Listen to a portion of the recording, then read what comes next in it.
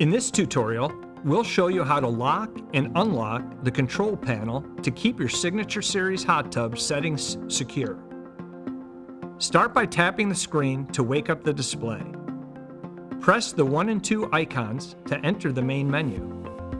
Tap the Settings icon, followed by the Lock icon. You'll now see two lock options: Panel Lock and Settings Lock.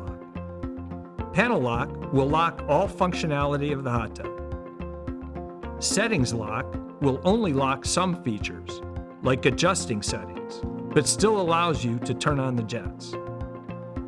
To lock either option, tap on the icon and hold your finger over the word Lock at the top of the screen for 5 seconds.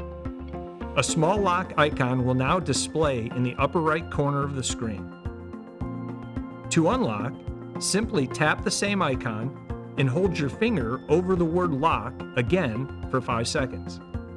The small lock icon in the upper right corner will disappear when unlocked. And that's it. For more setup tips and features, be sure to explore other Signature Series tutorials from The Great Escape. See you next time.